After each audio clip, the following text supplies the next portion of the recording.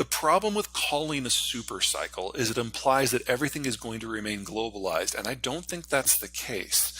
And as the world breaks up into economic blocks, you're going to have different market patterns for each commodity based on where they're sourced and where they're needed.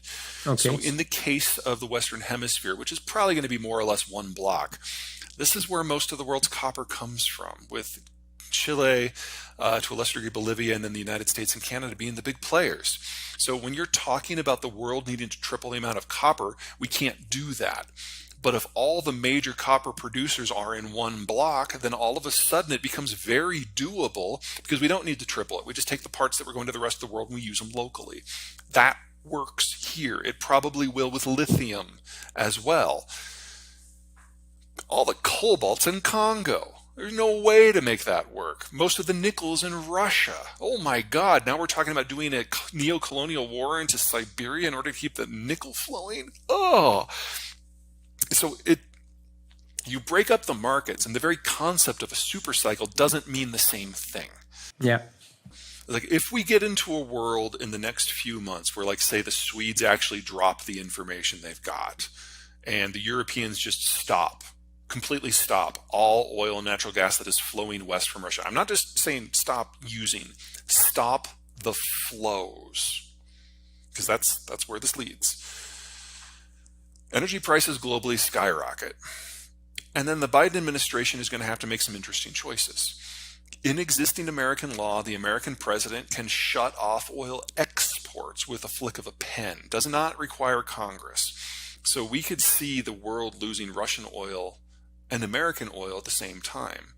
And in that sort of scenario, you easily get a global price that goes above 150 or even 200. And you easily get a price in the United States that drops below 70 and never rises past 70 again. Again, we're not in a single market anymore, and commodities have yet to reflect that. Hmm. From a global point of view, a global recession is already hardwired in. The IMF actually expects the lowest growth that we have seen since at least the 1980s for the next decade. That it does not take into account demographic decay. That does not take into account a Russia war that goes to its logical conclusion one way or another. So the best case scenario for the world as a whole is roughly 0% growth for the next 10 years. It does not take a lot to take a 0% growth story into recessionary territory. We all need to just kind of pencil that in. But 0 or below on average is not the same as 0 everywhere. In the case of the United States, we need to double the size of the industrial plant. That's highly inflationary, but that's a massive growth Hmm. story. Yeah, well, one of the things to keep in mind is as the baby boomers are leaving the market because they're all retiring and cashing in their investments, in a couple of years, we're going to be in an environment where if you have capital, that's going to be very valuable. And we're nearing an interesting entry point into the financial markets that can maintain liquidity. I don't consider myself even a quasi-expert in that category. The problem is that so many of them have industrial uses in addition, and in the green transition and a lot of this retooling of manufacturing that we have to do on a global basis Yeah. anyway, a lot of them have a lot of needs. So that is very bullish for them, independent of what anyone might consider in terms of using them as a hedge against inflation or as a financial asset in its own right. And that makes them all wildly volatile. And then, of course, you have to look at where they come from. If you're looking at platinum, you're talking South Africa. That's probably okay. If you're looking at palladium, you're talking Northern Russia, and that's probably not. I don't want to give you a price forecast because I don't have one. All I can tell you is that the majority of the world's copper does come from the Western Hemisphere, and I don't see a security reason why the supply should be interrupted. Now, the growth story for copper until now has been hand in hand with globalization, and that's why China has been the world's largest absorber of copper for decades. I think that's going to stop cold. But if we are going to electrify everything, that's technically a bigger demand story. Coal in the United States is in the process of being phased out because the natural gas that comes out of the shale fields is primarily now a waste product, and it just can't compete on price. But if you break down global trade, one of the things that people forget is in terms of international energy patterns, oil and natural gas, those are the low carbon fuels, and they're internationally traded. So you break that down, and most countries have to go back to something they can get locally, which is coal, which is exactly what the Germans are doing today. Mm. Hmm. The world's single largest producer and exporter of fertilizers of all types is Russia. And specifically, nitrogen fertilizers are a subset of natural gas, or produced from natural gas. So as Russian energy falters, you should expect that to go away as well. And roughly half of the world's potash comes from Belarus and Russia specifically, at some very specific sites that are having some technical problems because of labor issues. The other one is phosphate. Phosphate, single largest source, comes from China, but the Chinese have been restricting exports because they're now experiencing a nationwide outbreak of not mad cow, the other one, African swine fever, which is decimating their pork herds again. And phosphate is used for rice production. So for food security reasons, do not expect the Chinese to allow phosphate back onto the market. So we haven't hit it yet, thank God, but we are kind of seeing this building perfect storm where all three nutrients are available in lower volumes even before we have to deal with the effects of deglobalization.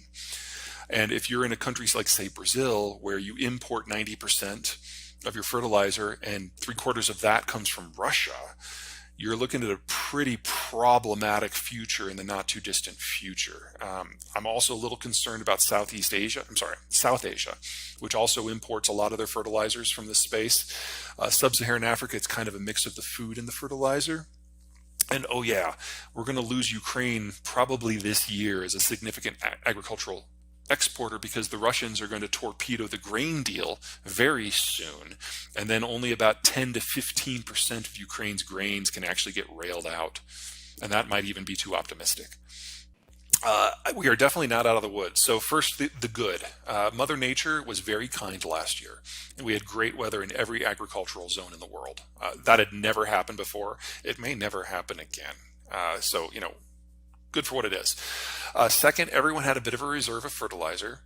And of all the sanctions and boycotts that have hit the Russian space so far, a lot of them had specific carve-outs for fertilizer and fertilizer inputs.